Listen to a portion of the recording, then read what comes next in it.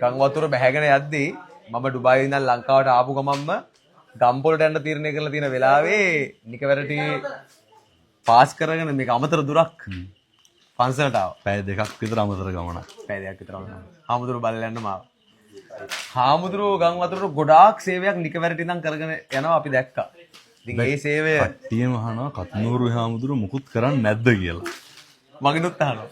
මම ඩුබායි හිටිය හාමුදුරුවනේ. ඇත්තටම මේ ඒ ඉන්නකොට මට ඩුබායි ලංකාවේ අශයෙන් ලංකාවේ නැති වෙච්ච එක ලොකු පාඩුවක්. ඒ පාඩුව අපිට නෙමෙයි. මේක කැමරාවටම කියන එකක් නෙමෙයි. ඒක කවුරුත් දන්නවා. නමුත් ඒ හිටපු නැති එකත් සමහර ලංකාවේ හිටියා නම් ටොන් 35ක් එක්කව කරන්න හම්බෙන්නේ නැති වෙයි. ඩුබායි වල නේ එක රැයටද පැයටද? පැයයි 2යි 3යි. ඔව් රැයක් කෙලිවන්න කලින් ටොන් 35ක් ලංකාවේ මිනිස්සු වෙනුවෙන් එකතු කරා. මේ වෙලාවේ ගත්තා. හා මේ වෙලාවේ හැම කෙනෙක්ම අපිත් මේ කරන්නේ නේ මේවා බෙදන එකනේ. තව සති දෙකකින් මේක ලංකාවේ මිනිස්සුන්ට අමතක වෙනවා. එතකොට මේ මිනිස්සු ගෙවල් වල ඉන්නකොට ඔය එන බඩු ටික බෙදන්න පුළුවන්. මේ අවුරුද්ද ඉවරෙන්න කලින් හැමෝම සතුරු කරන්න තමයි අරමුණ. ගොඩක් වටිනවා. දැන් මේ නිකවැරටි හාමුදුරුවෝ පන්සලේ කොහෙන්ද මෙහෙම දේවල්? දැන් පළවෙනි දවසේ ආරංචි වුණ ගමන් අපේ නිකවැරටියේ පැතිවලට ගියා. ඔව්. ඒ යනකොට මිනිස්සු මේ ව්‍යසනය කොච්චර දරුණුද කියනවා නම් එකම ඇඳුම ඇඳගෙන දවස් 3ක් හිටියා. මම ඇහුවේ ගිහිල්ලා මොනවද ඕන කියලා හාමුදුරුවනේ ඇඳ ගන්න ඇඳුමක් දෙන්න කිව්වා. එවලම account එකේ තිබ්බ සල්ලි ටික අරගෙන ඇඳුම් දුන්නා. මදි. කතා කරා පානදුර සුපර් ෆැෂන් අධිපතිතුමාට පහෝදා ලක්ෂ 80ක රෙදියුවා. ඒකම මේ සෙරෙප්පු, සපත්තු, තුවා, බෙඩ් සීට් හැම දෙයක්ම දැන් මේ වර්ග කර කර අදත් බෙදුවා, හෙටත් බෙදනවා, අනිද්දාත් බෙදනවා. අපිට ඒ වෙලාවේ පැවරෙන වෙලාවේ හාමුදුරනේ අපි කොහෙද ඉන්නේ කියන එක වැදගත් වෙන්නේ. අපිට එතනින් එහාට යන්නත් බෑ. රටේ හදිස්සිත් නීතිය දාලා. අපිට ලංකාවටම සේවය කරන්න පුළුවන් ආසයි. ලංකාව වටේම යන්න නම්. හැබැයි අපහසුයි. ඔය මොකක් හරි ක්‍රමයකින් ඒවට නිදහස දෙනවා නම් මීට වඩා ලොකු දෙයක් කරන්න පුළුවන් ඒ කියලා හිතෙනවා. එකමුතු කරන එක මහ ලොකු දෙයක් නෙමෙයි මිනිස්සුන්. පොඩි වැඩක් තියෙන ලංකාවේ මිනිස්සු තරම් මොකක් හරි විපතකටපත් වෙච්චාම නේ ඒක අහුවෙන විදිය. හැබැයි මම යෝජනා කරනවා මේක මේ සතියට සීමා කරන්න එපා.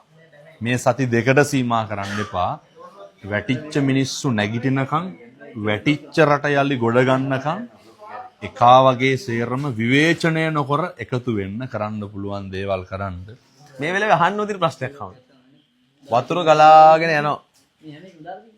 මිනිස්සුන්ගේ උත්සාහය, ශක්තිය, සල්ලි ඒවත් ගලාගෙන යනවා. ඉතුරු වෙන්නේ සමහරකට ඇඳුමකුත් නැහැ, උප්පැන්න සාතිකෙත් නැහැ. ඉතුරු වෙන්නේ මිනිස්සු විතරයි. ඇඳිවත විතරයි. ඛේද වාචකයේ කොච්චර දරුණුද කියනවා නම් අද රිකිල්ල ගස්කට ගියා. මේ හරි ඛේද වාචකයක්. ළමයාට දෙන්න හදපු කිරි ටික පොවන්න සූප්පුවක් නැහැ. හදපු කිරි ටික ළමයාට පොවන්න රුපියල් 25 තියේ සූප්පුවක් නැහැ. එච්චරටම මිනිස්සු මේ වෙලාවේ අසරණ වෙලා ඉන්නේ. කෙනෙක් සූප්පුවක් හොයනකොට තව ජීවිත ගාන පස්සට තවත් තියෙනවා. අපි මේ කතා කරනකොට කන්ද උඩරට නාය යනවා. කඳු කරේ නාය යනවා. ඔය ගම්පොලට යන්න තීරණය කරපු එක නම් මම ගම්පොලට යන ගමන් ඉන්න දැන් මේ වීඩියෝ එක දැන් ඕගොල්ලෝ නරඹද්දි මම ගම්පොලට යන ගමන් එහෙම නැත්නම් ගම්පොලේ ඉන්නේ මම දැන් මේ වීඩියෝ එක දානවා හැමෝටම මම මේක කරපු ගමන්ම දානවා. හැබැයි ගම්පොල ද කොළඹද කියලා නෙමෙයි හැමෝටම. අසරණකම තමයි. අපි ගම්පොලට යන්නේ එයාලට අපි ඕනේ මේ වෙලාවට. පැහැදිලිව. හාමුදුරුවෝ කතා කරා අයියේ මල්ලක තියෙනවා ඉතුරු වෙච්ච ටිකක් අරගෙන යන්න කියලා. ගොඩක් පින් ආවට. මං ආවා. මේ ආවේ මේ බඩු කරා යන්න විශේෂයෙන්ම. බඩු ටික අරගෙන අපි බලලා. අතන ඇඳුම් ටික බලන්න. මේවා ගොඩක් මේ දිනේ මේ හාමුදුරුවන්ට හම්බෙච්ච ඇඳුම් මේ බෙදලා ඉවරයි. තව තියෙනවා. තව මේ සේරම අලුත් ඇඳුම්. හොඳ එකක්වත් පරණ ඇඳුම් නෑ. මේ ඇඳුම් ගම්පොලට අරන් යන්න සූදානම් වෙන්නේ. බහුතරයක්. මෙතන ඉස්කෝල බෑග් මේ තව ලොරියක් යනවා එහෙ. ඔව්. මේ සපත් මේවත් නෑනේ. පොඩි උන්ට මේව දාන්න ඕනනේ. එතකොට අද පටන් ගත්ත එක්කහුව කරන්න මේ යෝජනා මෙහෙම කරමු.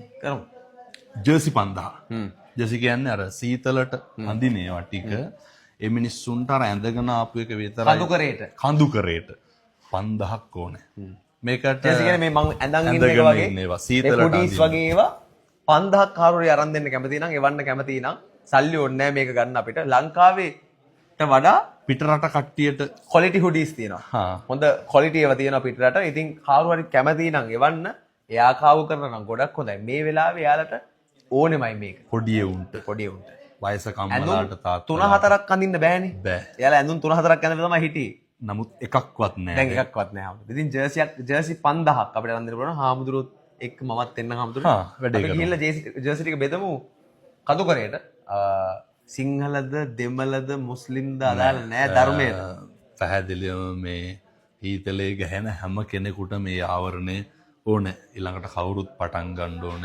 ඉස්කෝල ළමයි පොත නෑ, පෑන් නෑ, සපත්තු දෙක නෑ, සුදු රෙද්ද ඇඳුම නෑ. එහෙන්ද පටන් ගත්ත ළමයි 5000කට ඉස්කෝල බෑග් 5000යි, සපත්තු 5000යි, කවකටු පෙට්ටි 5000යි, පාට පෙට්ටි 5000යි. මේ අද හම්බුණා මූලික බඩු ටික ලබන සතිය ඇතුළත ඉස්කෝල ළමයි 5000කට දෙනවා. නිකවරටි මිනිස්සුන්ට මන් දවසක් පොරොන්දු වුණා ඊයේ පෙරේදා. කණ්ඩ දෙනවා හෙට පවුල් 1000කට නිකවරටි පවුල් 1000කට සුපර්පේෂන් අධිපතිතුමා ලොකු අනුග්‍රහයක්. එතුමා නිකන් ලොකු උදව්වක් කරනවා. එතුමාගේ පූර්ණ ධන පරිත්‍යාගයෙන් පවුල් 1000කට අපේ මැදිහත් වීමේ. එතකොට පවුල් 1000කට ඇඳුම් ළමයි 5000කට පාසල් උපකරණ මම යෝජනා කරේ මේකට අශේන්ට මැදිහත් වෙන්න කියලා. නිහඬයි කියලා අහනවා. හාමුදුරුවෝ හැංගුණාද කියලා අහනවා. මගෙන් අහනවා කෝ කත්නෝරුවේ හාමුදුරුවෝ කියලා. එතකොට මම උත්තර දෙන්න හාමුදුරුවෝ නිහඬව වැඩ කියලා. හාමුදුරුවෝ නිහඬව වැඩ කරලා ගොඩ දෙනෙක්ට කන්න බොන්න දීලා ගොඩ දෙනෙක් බලාගෙන තාමත් බලා ගනිමින් ඉන්නවා. හෙට අනිද්දට 10000කට 15000කට විතර සෙත සලසනවා. ඉතින් අපිට පුළුවන් අවකාශය ඇතුළත අපි හැමෝම මේ වෙලාවේ එකමුතු වෙලා වැඩ කරනවා. ඉතින් ಜಾති ආගම් ભેද පොඩි යෝජනාවක් මේකම කරන්න. වටිනවා. මොකද මට මේක කියාගන්න නේ ලංකාවේ ලොකු ෆෑන් බේස් එකක් තියෙන කෙනෙක් අශේන් සේනරත්න. එතකොට මේක ලොකු පණිවිඩයක් දෙන්න පුළුවන් පින් සිද්ධ වෙනවා. එහෙමයි. ධර්මදේශනා පින්කම් වලට ඉදිරියේදී තියෙන ඒවට ලවුඩ් ස්පීකරයක් හොඳටම ප්‍රමාණවත්. බෙර ඕන්නේ නැහැ. විදුලි ආලෝක ඕන්නේ නැහැ.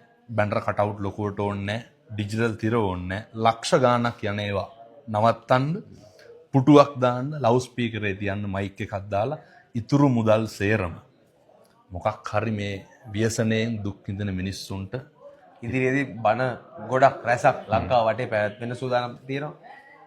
කත්නෝරේ හාමුදුරුවෝ වඩින්න සූදානම්ින් ඉන්නවා. හැබැයි අපි ඕනවට වඩා ඒව සරසන්න ඕනේ නැහැ කියලා හාමුදුරුවෝ ඉල්ලීමක් කරනවා. මොකද තව මාස 3-4ක් යනකම්වත් අපේ මිනිස්සු විඳවනවා. පැහැදිලිව.